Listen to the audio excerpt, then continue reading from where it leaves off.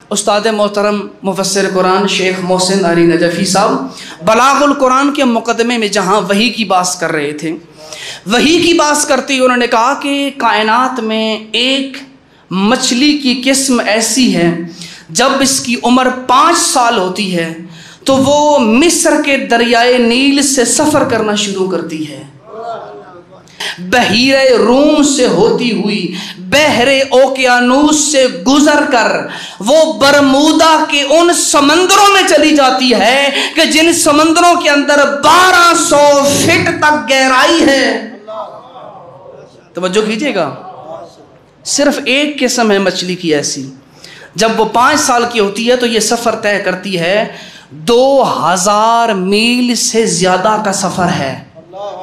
2000 میل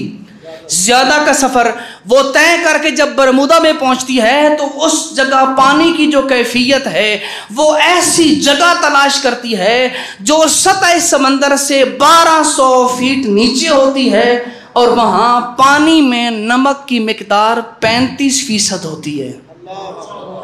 بھئی ہم نے اگر چیک کرنا ہو نا پانی تو ہمارے پاس ایک آلہ موجود ہے، اس کو رکھتے ہیں تو ہمیں پتہ چلتا ہے کہ پانی میں نمکیات کی مقدار کتنی ہے۔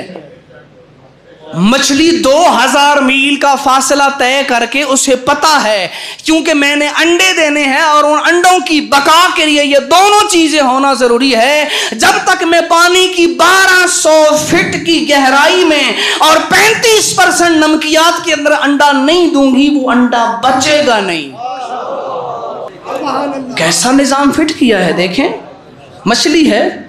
ہزاروں مچھلیاں اور ہیں، لیکن فقط ایک قسم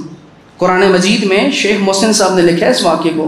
اور اگلی بات جان کے تو آپ حیران رہ جائیں گے۔ جب اللہ کے کرشمے انسانوں کے سامنے آتے ہیں تو اللہ سے پیار کرنے والوں کو بڑا لطف آتا ہے، لطف آتا ہے انہیں جو اللہ سے پیار کرتے ہیں۔ نشانیاں، اللہ کی نشانیاں دیکھتے جاتے ہیں، ایمان میں اضافہ ہوتا جاتا ہے۔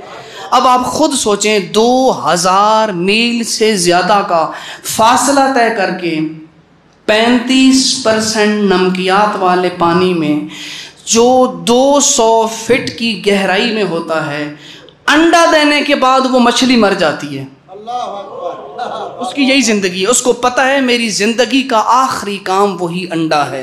اور میری نسل کی بقا ایسے ہے کہ میں یہاں سے 2000 میل کے فاصلے پر جاؤں۔ اور فقط دریائے مصر سے نہیں آتی، کتاب میں لکھا ہے قرآن مجید میں افریقہ سے بھی آتی ہیں، امریکہ سے بھی آتی ہیں، یعنی اس مچھلی کی جو بھی قسم جس ملک میں ہے وہ اس جگہ سے سفر کرتے ہوئے چاہے ہزاروں میل ہوں چاہے کروڑوں میل ہوں، برمودا کے فقط اسی پانی میں انڈا دے سکتی ہے، اسی پانی میں انڈا دے سکتی ہے۔ انڈا دیا، خود مر گئی۔ اب آپ سوچ کے اور سن کے حیران رہ جائیں گے، انڈے سے بچہ نکلتا ہے۔ اور اب آپ یہ وہ مقام تھا میں جہاں کہہ رہا تھا کہ میں کہتا ہوں کہ آپ